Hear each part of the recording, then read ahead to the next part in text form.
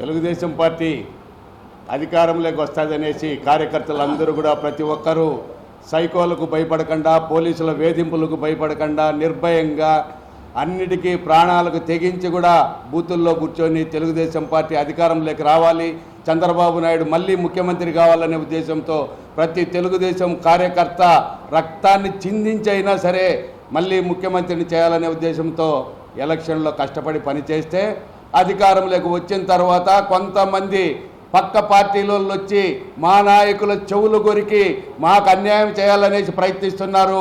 ఖబర్దార్, మీ నాయకుల దగ్గరికి ఎప్పుడూ మేము రాలేదు.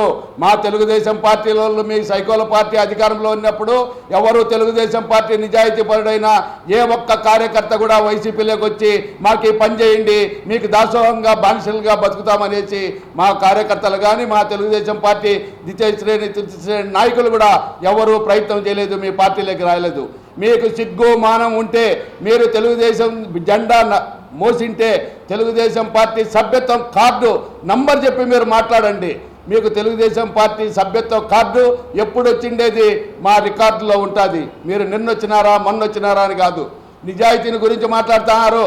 మీరు ఆ పార్టీలోంచి వచ్చినారంటే ఆ పార్టీకి అన్యాయం చేసి ఆ పార్టీ దగ్గర మీరు తొత్తులుగా బతికి మీరు అక్కడ లబ్ధి పొంది ఈరోజు మా పార్టీలోకి వస్తారంటే మీరా నిజాయితీని గురించి మాట్లాడేది? మీకు నిజాయితీ దమ్ము ధైర్యం ఉంటే మీ పార్టీలో ఉండి మా కార్యకర్తలతో యుద్ధం చేసైనా మీ పార్టీ అధికారంలోకి రావడానికి మీరు ప్రయత్నం చేయండి. అంతేగాని మా దగ్గరకు వచ్చి మా నాయకులకు తొత్తులుగా మారి మా నాయకుల దగ్గర పనులు చేయించుకొని మా నాయకుల దగ్గర డబ్బులు సంపాదించుకొని మళ్ళీ మీ పార్టీలోకి పోయి మా మీద యుద్ధం చేసి గెలవాలని ప్రయత్నం చేయడం మీకు సిగ్గుంటే ఇలాంటి పనులు చేయరు. ఇంకోటి కూడా చెప్తున్నాం, ఇప్పుడు నగర కమిటీ తెలుగుదేశం పార్టీ నగర కమిటీ కాదు, వైఎస్ఆర్ టీడీపీ నగర కమిటీ. ఇది వైఎస్ఆర్ పార్టీ నగర కమిటీ కాదు. మేము ఇది తెలుగుదేశం పార్టీ నగర కమిటీ అంటే మీరు ఎన్టీఆర్ విగ్రహం దగ్గరికి వచ్చి ప్రమాణం చేద్దాం రండి. మేము నిజాయితీగా తెలుగుదేశంలోనే ఉంటాం, తెలుగుదేశం ఉన్నంత వరకు మేము తెలుగుదేశంలో ఉంటాం, మేము ప్రాణాలతో బతికున్నంత వరకు కూడా మా కుటుంబం అంతా కూడా తెలుగుదేశం పార్టీకి సేవ చేస్తుంది. ఆ నమ్మకంతో మాకు లోకేష్ బాబు గారు, చంద్రబాబు నాయుడు గారు, అలాగే శ్రీనివాసులు రెడ్డి గారు మా మీద నమ్మకం ఉంది కాబట్టి ఆ నమ్మకాన్ని ఒమ్ము చేయకుండా ఈరోజు మేము ప్రమాణం చేస్తున్నామని చెప్పి దమ్ము ధైర్యం ఉంటే మీరు చెప్పండి, డేట్ చెప్పండి, టైం చెప్పండి, మేము ఎన్టీఆర్ విగ్రహం దగ్గరికి వస్తాం, ప్రమాణం చేద్దాం. మేము మా ప్రాణాలు ఉన్నంత వరకు మేము తెలుగుదేశంలో ఉంటాం, సస్తే తెలుగుదేశం జెండా కప్పుకొని చేస్తామనేసి మేము ప్రమాణం చేస్తాం. మీకు దమ్ము ధైర్యం ఉంటే ఎన్టీఆర్ మీద ప్రమాణం చేసి మీరు రండి. మేము ఒకటే అడుగుతున్నాం, నువ్వు నమ్మకము మేము తెలుగుదేశం పార్టీలో మీరు ఎప్పుడున్నారో మాకు తెలియదు అంటున్నారు. మీకెట్ట తెలుస్తుంది ఏ పార్టీలో ఎక్కడ అధికారంలో ఉంటే ఆ పార్టీలో ఉండేళ్ళకు, కాంగ్రెస్ వైఎస్ఆర్ కాంగ్రెస్ పార్టీ ఉండేళ్ళకు మేము తెలుగుదేశం పార్టీలో ఎప్పటి నుంచి ఉన్నాము ఏందనేది మీకు ఎలా తెలుస్తుంది? మీరు మా ఇంటి పక్కన ఉండేళ్ళంటే అయితే తెలుస్తుంది. మీరు ఎక్కడో కదిరో అక్కడో ఇక్కడో ఎక్కడో వ్యాపారాలు చేసుకుంటా ఈరోజు కడపలోకి వచ్చి మేము ఎన్టీఆర్ ఉన్నప్పటి నుంచి పార్టీ పెట్టినప్పటి నుంచి మేము మిమ్మల్ని చూడలేదంటే మీకు ఎలా కనపడతాం? మీ ఇంటికి వచ్చి మేము అయ్యా మేము తెలుగుదేశం అని చెప్పాలా? అలా కాదు. మేము తెలుగుదేశం పార్టీ పసుపు రంగు కండువా కప్పుకొని, పసుపు రంగు కండువా వేసుకొని, పసుపు జెండా పట్టుకొని, పసుపు సైనికులాగా యుద్ధం చేయడానికి మేము తెలుగుదేశం పార్టీ కార్యకర్తలు అనేసి ధైర్యంగా రొమ్ము ఇరిచి చెప్పుకుంటాం. మీరు రండి, మేము వైఎస్ఆర్సీపీనా తెలుగుదేశం అనే ధైర్యంగా చెప్పండి. అంతేగాని మీరు మమ్మల్ని గురించి విమర్శించే అర్హత మీకు లేదు. మీరు ఇంకొకసారి విమర్శించాలనుకుంటే ఎన్టీఆర్ విగ్రహం దగ్గరికి రండి, చర్చా వేదిక పెడతాం, విలేకరులు పిలుద్దాం. విలేకరుల సమక్షంలో మీ తప్పులేంటి, మీరు మంచోళ్ళం మేము మంచోళ్ళమా, మీరు ఎప్పటి నుంచి పార్టీకి పనిచేస్తున్నారు, మేము ఎప్పటి నుంచి పార్టీకి పనిచేస్తున్నాం అనేది అక్కడ నిజాయితీగా ఎన్టీఆర్ సమక్షంలో ఎన్టీఆర్ దగ్గర తెలుసుకుందాం రండి అనేసి మిమ్మల్ని హెచ్చరిస్తున్నాను, సవాల్ చేస్తున్నాను. ఇదే నా సవాల్. అందరికీ నమస్కారం. నా పేరు కొండ్రెడ్డి జనార్దన్ రెడ్డి. ఎందుకు కొండ్రెడ్డి అని చెప్తున్నా అంటే, కొండ్రెడ్డి అంటే ఒక బ్రాండ్. టీడీపీలో 2019లో ప్రభుత్వం పోయిన తర్వాత జనార్దన్ రెడ్డి అంటే కొండ్రెడ్డి అంటారు. కొండ్రెడ్డి అంటే బ్రాండ్ టీడీపీలో. కొంతమంది అంటారు మీరు టీడీపీ కాదు, మీరు ఓన్లీ పార్టీలో పనిచేయలేదు, పార్టీ కోసం పనిచేయదని. మేడం గారికి, మాధవిరెడ్డి గారికి ఇన్ఛార్జికి ఇచ్చిన తర్వాత మేమంతా ముందు అమీర్బాబు దగ్గర మేమంతా పనిచేసాం, ఒక టీంలాగా పనిచేసాం. కరోనా టైంలో కూడా మేము మాస్క్ పెట్టుకొని ధర్నాలు చేసాం. కరెంటు ఛార్జీలు పెంచితే దానికి ధర్నా చేసాం. ప్రతి కులాలు ఇసుకే మాఫియా అది దాంట్లో మేము పార్టిసిపేట్ చేసాం. ప్రతి ప్రోగ్రాంలో అమీర్బాబు ఇన్ఛార్జి ఆధ్వర్యంలో మేము ప్రోగ్రాం చేశాం. ఈరోజు కొంతమంది వచ్చారు, ఒక్కొక్క డివిజన్లో 8 మంది వచ్చారు. గతంలో కూడా 2014లో 6 మంది వచ్చారు వైసీపీ నుంచి. 6 మంది కనుక కప్పుకున్నారు. కప్పుకున్నాక మేము ఒకరు మేయర్ అన్నారు, ఒక డిప్యూటీ మేయర్ అన్నారు, ఒక మా ఏరియా 47 డివిజన్లో ఒక కార్పొరేటర్ ఉన్నారు. నాకు ఆ పేరు చెప్పేదని కూడా ఇష్టం లేదు. ఆ మంచి 6 మంది దొరికొచ్చాడు. 6 మంది దొరికొచ్చిన తర్వాత కనుక కప్పుకున్నారు, సంపాదించుకున్నారు, దోచుకున్నారు. మళ్ళీ అదే కదా పోయి మళ్ళీ జగన్ రెడ్డి మోహన్ రెడ్డి మళ్ళీ కనుక కప్పుకున్నారు. ఇది వాళ్ళు చేసే నీచమైన పనులు. కాబట్టి ప్రతి ఒక్కరూ వీళ్ళు వస్తాంటారు, పోతాంటారు, దోచుకుంటారు. జెండా పట్టుకునే నిజమైన కార్యకర్తలు. మేము చెప్పేది ఏంటంటే ఈ వైసీపీ నుంచి మాకు డౌట్ ఏంటంటే అంజద్ బాషా గారు, సురేష్ బాబు గారు, అల్లే రవిరెడ్డి గారు వీళ్ళంతా కలిపి ఈ 8 మందిని మా పార్టీలో ఒక కుటుంబంను నాశనం చేసేదానికి ఒక తండ్రి బాగుంటే అందరూ బాగుంటారనే ఉద్దేశంతో మేమంతా కలిసి పనిచేసి ఒక ఎమ్మెల్యేను, ఒక లేడీ, ఒక సింహం లాంటి ఒక ఎమ్మెల్యేను మేము గెలిపించుకుంటే వీళ్ళంతా వచ్చి మా కుటుంబాన్ని చెడగొట్టి మమ్మల్ని అందరినీ బయటకు పంపించి ఇప్పుడు వీళ్ళు వాళ్ళ పక్కన కూర్చొని ముక్కా సుబ్బారెడ్డి 2వ డివిజన్ కార్పొరేటర్ ఆయన, నేను ఈరోజు సవాల్ చేస్తున్నా, నువ్వు ఏమంటావు? నువ్వు వచ్చి మా కార్యకర్తల గురించి మాట్లాడతావు, నీకు అర్హత లేదు. నువ్వు అసలు పార్టీలోకి వచ్చిన దేనికి? నువ్వు అన్ని సర్వే నెంబర్లు వేసుకో. నీ వైఎస్ఆర్ కాలనీలో లేవట్లో 100 ఫ్లాట్లు నువ్వు అమ్ముకున్నావు. మొన్న కూడా రీసెంట్గా ఒక ఆ ఏరియాలో ఒకటి జరిగితే దాన్ని కూడా 50 మంది ఎమ్మెల్యే దగ్గర ఇంటికాడికి పోయారు. దానికి సంబంధించి నీకు తెలిసే విషయమైనా ఎమ్మెల్యే గారు చెప్పలేక ఆయన బయటకు పంపించింది. ఇది నీ నీచమైన చరిత్ర. అంతేగాని నువ్వు నిజంగా నిజాయితీపరుడు అయితే సుబ్బారెడ్డి గారు ఇంతకుముందు గతంలో పాత్ర కృష్ణారెడ్డి గురించి మాట్లాడినావు. ఏం మాట్లాడు నువ్వు? కృష్ణారెడ్డి నేలకొచ్చా అంటున్నావు. ఏం నేలకొచ్చావు నువ్వంతా వైసీపీ. రాత్రి పార్టీలో విజయవాడలో మీరు కనవకున్నారు. రాత్రి ఇక్కడికి వచ్చి మన మాకం బాబు, సురేష్ బాబు గారి దగ్గర మీరు భోజనం చేసుకునే వీడియో కూడా ఒకటి రిలీజ్ అయింది. మళ్ళీ మీరు ఎక్కడ చెప్తున్నారు? మీరు ఏమి లేదు. మీరంతా నైటు వైసీపీలు ఉంటారు, పొద్దున టీడీపీ ఉంటారు. మా మేడం దగ్గర కూర్చునే అర్హత మీకు సుబ్బారెడ్డి గారికి లేదని నేను చెప్తున్నా. నిన్న కాక మొన్న వస్తాను, వచ్చి కూడా 2 నెలలు అయింది. నీకు నగర ప్రధాన కార్యదర్శి నీ మెంబర్షిప్ కార్డు కొడితే 2 నెలలు ఉంటుంది. మా మెంబర్షిప్ కార్డు కొడితే 10 ఏళ్ళు ఉంటుంది. అది మాకు మీకు తేడా. ఎందుకు లిస్టు పంపించే? నువ్వెవరయ్యా మాకు లిస్టు పంపించడానికి? పంపించే జిల్లా అధ్యక్షులు పంపిస్తారు, లేదా ఎమ్మెల్యే పంపిస్తారు, లేదా రాష్ట్ర అధ్యక్షులు పంపిస్తారు. మీరెవరే మమ్మల్ని పంపించడానికి లిస్టు పంపించా? మేము నిజాయితీ పడము. ఎవరు నిజాయితీ పడు? నువ్వు ఏ బుద్ధన్నా? నువ్వు ఒక బ్యానర్ వేసినావు. ఎక్కడ? నీది ఒక స్విమ్మింగ్ పూల్ ఉంది, దాని చిత్రంగా పెద్దది. ఆ స్విమ్మింగ్ పూల్ అక్కడ ఉండేదంతా ఒక కాలువకు సంబంధించి లేఅవుట్ ఆక్రమించుకొని దానికి సంబంధించి నువ్వు ఆడ కట్టుకున్నావు.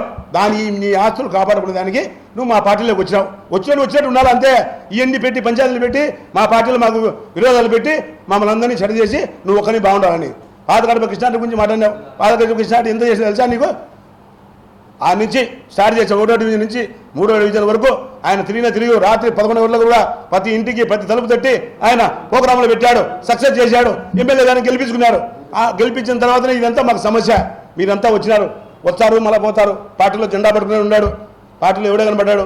మీరు చేసేది అన్నట్టు మీరు 8 మంది కార్పొరేటర్లు ఎన్టీఆర్ సర్కిల్లో మీరంతా రాజీనామా చేసి మేము నిజమైన టీడీపీ కార్యకర్తలమని మీరు వచ్చి సవాల్ చేసి అక్కడ రాజీనామా చేస్తే మేమంతా ఒప్పుకుంటాం.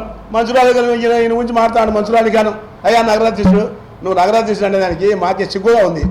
అసలు నువ్వు 78% నీకు రిజెక్ట్ కొట్టారు కడపని ప్రజలు. అది ఎంత అవమానం. అయినా నీకు మళ్ళీ నేను నగరాధ్యక్షుడు చేసుకున్నాను. నగరాధ్యక్షుడు ఇవ్వాలంటే ఒక రాష్ట్ర అధ్యక్షులు మీకు ఒక అప్రూవల్ లెటర్ ఇవ్వాలా. అయ్యా ఈ కమిటీలో మీకు అప్రూవల్ ఇచ్చిందని. మీకు ఏమైనా ఉందా? మీ దగ్గర లెటర్ ఉందా? మేము అడుగుతాం. మీ దగ్గర లెటర్ ఉంటే ప్రెస్ మీటింగ్లో వదిలే మేము నిజమైన నగరాధ్యక్షులు నువ్వు చెప్పాలా? ఏం చంద్రబాబు నాయుడు గారు, లోకేష్ బాబు చెప్పారా? ఆయన ఒకటే కార్యకర్తలే ఏదైనా కానీ ఇవ్వాలా, కార్యకర్తలకి న్యాయం చేయాలని చెప్తున్నాడు. ఇప్పుడు కూడా అదే కార్యకర్తలే బలం అంటున్నారు.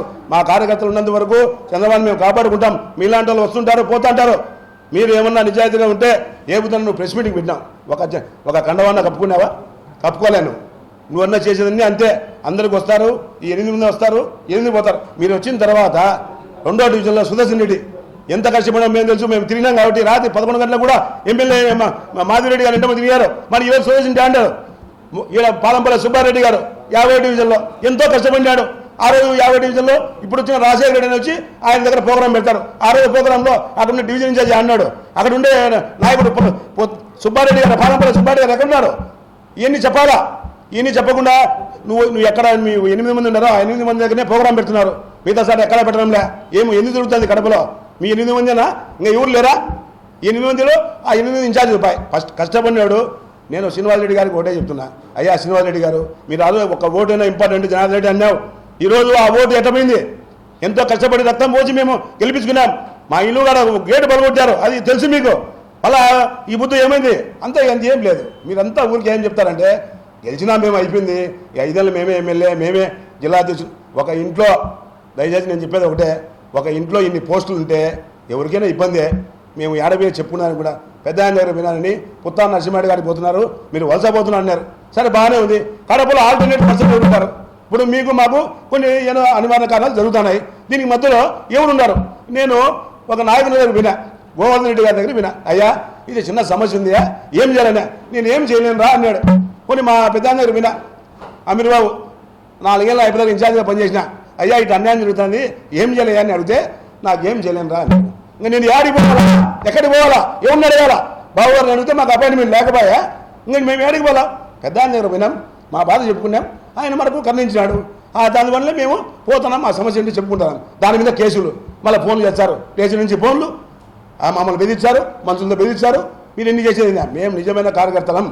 మీరు ఏమైనా ఉంటే ఈ 8 మంది రాజీనామా చేసి ఎన్టీఆర్ సర్కిల్లో రాజీనామా చేయండి, మేము అప్పుడు నిజమైన కార్యకర్తలని మేము కూడా సెలెక్ట్ కొట్టి మీతో పాటు మేము కూడా తిరగడానికి రెడీగా ఉన్నామని మేము ఈ సభాముఖంగా చెప్తున్నాం. అంతేగాని ఎవరో ఈ మంచిని మా మంచిని మీరు తక్కువ అంచనా చేస్తే కాదు. మీరు మెంబర్షిప్ కార్డు కొట్టండి, పార్టీ ఆఫీసులు అన్నీ ఉంటాయి, ప్రతి ఒక్కటి ఉంటుంది. వితౌట్ ఇంటిమేషన్తో తీసేస్తాము, మీరు నువ్వే ఇన్ఛార్జ్ అంటే అది కుదరదు. ఎవరైనా కానీ పనిచేసేవాడికే ఇవ్వాల పదవులు. మొన్న ఆయన ఒక గ్రూపులో కూడా వచ్చింది, నేను చూశాను. ఏమని ఒక శ్రీనివాసులని ట్రాన్స్ఫర్ శ్రీనివాసులని ఆయన గారికి వాళ్ళ మిస్సెస్ గారికి కాళహస్తి సంబంధించిన బోర్డు మెంబర్గా ఇచ్చారు. 40 సంవత్సరాలుగా పార్టీలో పనిచేసినాం అని ఒక గ్రూపులో వచ్చింది. దానికి నేను ఒక కామెంట్ పెట్టాను. నేను 2014-19లో అమీర్ బాబా దగ్గర ఇల్లు తిరిగినాము. మళ్ళీ ఈ తిరిగిన వాళ్ళంతా ఏడుంటారు? ఎక్కడ ఉంటారు వీళ్ళంతా? ఏది ఎక్కడ ఉంటారు? కనీసం ఒక 2 ఫోటోలన్నా పెట్టండి. మా కావాలంటే 100 ఫోటోలు ఇస్తాం, తీసుకోండి.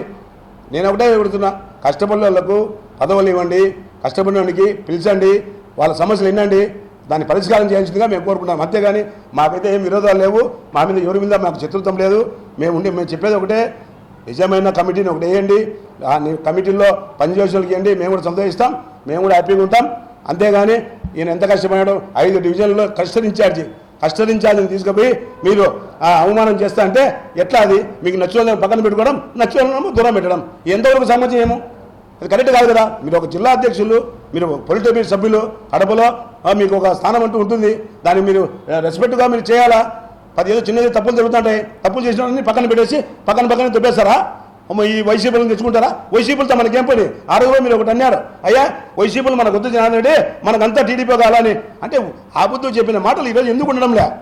ఏమి ఇదంతా అన్యాయం కదా? ఇది కష్టపడడానికి న్యాయం చేయండి. న్యాయం చేసినప్పుడే ఒక అర్థం ఉంటుంది. అంతేగాని మా మీద బుజలు చెప్పి పెద్ద ఆయన ఎవరు? రాష్ట్ర ఉపాధ్యక్షులు అంటే రాష్ట్ర అధ్యక్షుల తర్వాత ఉపాధ్యక్షులు. మేము ఆడివి ఏదైనా సమస్య చెప్పుకుంటే మా మీద ఫోన్ చేస్తారు, కేసులు పెడతారు, మీరు పోలీసులతో ఫోన్ చేయించారు. ఇది ఎక్కడ న్యాయము? మేము ఆడికి పోవాలా? ఎక్కడికి పోవాలంగా? ఏం చెప్పుకోవాలా? మా బాగా ఎవరు చెప్పుకోవాలా? కాబట్టి దీన్ని అధిష్టానం దృష్టికి తెచ్చుకుని మా న్యాయంగా చేయమని నరసింహారెడ్డి సార్కు మేము చెప్పినాం. ఆయన పెద్ద సానుకూలంగా చెప్పాడు. దానికి అనుకూలంగా మేము పోతున్నాం. మాకు ఎవరి మీద విరోధం లేదు, ఎవరి మీద మాకు శత్రుత్వం లేదు. కాబట్టి దయచేసి ఎప్పుడైనా అందరినీ పిలిచండి, అందరినీ న్యాయం చేయవలసిందిగా నేను కోరుకుంటాను.